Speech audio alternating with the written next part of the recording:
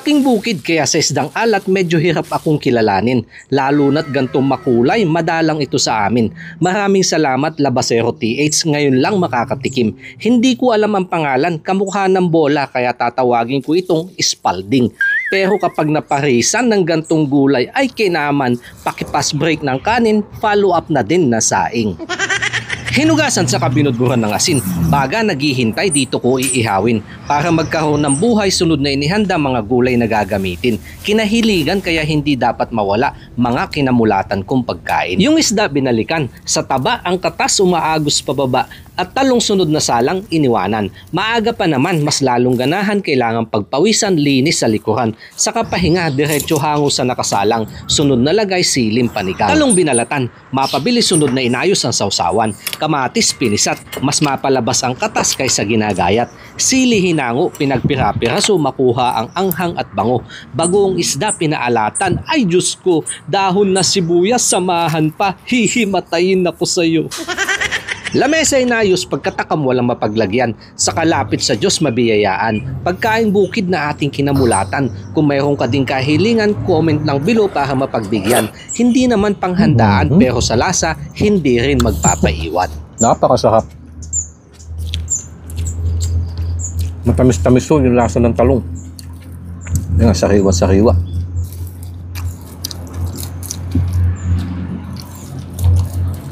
Buksan na ho natin agad itong isda. Ayan o. Makunat yung kanyang balat. Kaya hindi o gano'n nasunog yung loob ng laman. Ito po.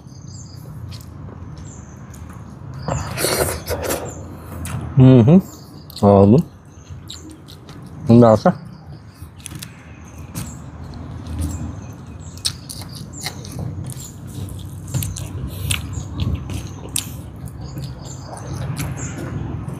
Gaganaan ho talagang gumawa dito sa paligid kapag ganito naghihintay na ulam.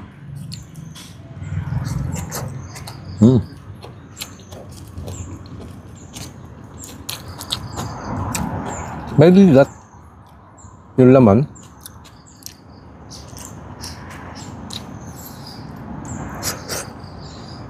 Na medyo oily, madulas. Kakaiba ho siya sa mga pangkahaniwan na iniihaw ko nga dito ng mga isdang dagat.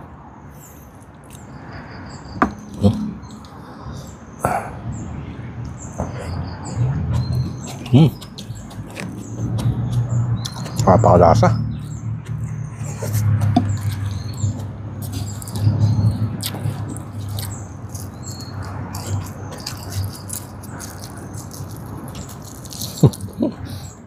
Matigas ho yung kanyang balat. May hapulamin.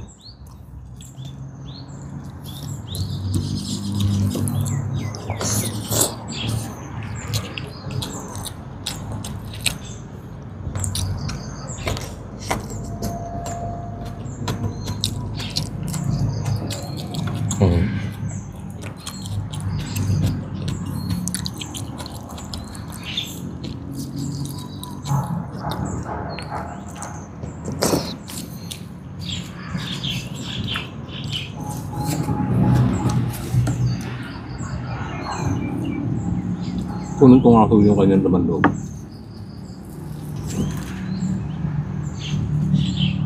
Wala. Nalusaw. Pagkakaihaw. Ito na lang pong katas ng kanyang taba. Nalagay ko dito sa kanin.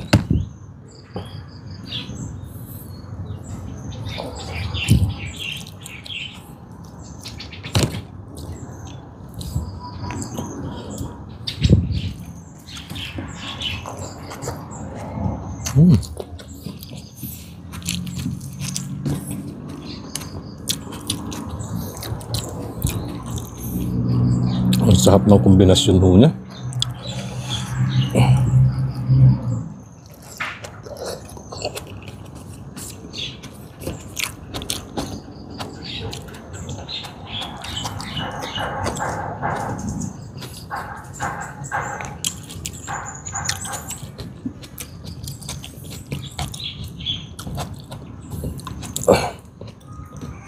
gulay, tsaka isda. Simpleng ihaw lang po.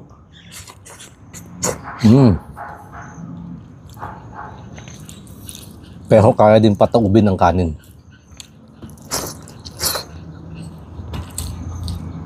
Kain po tayo mga kanayon.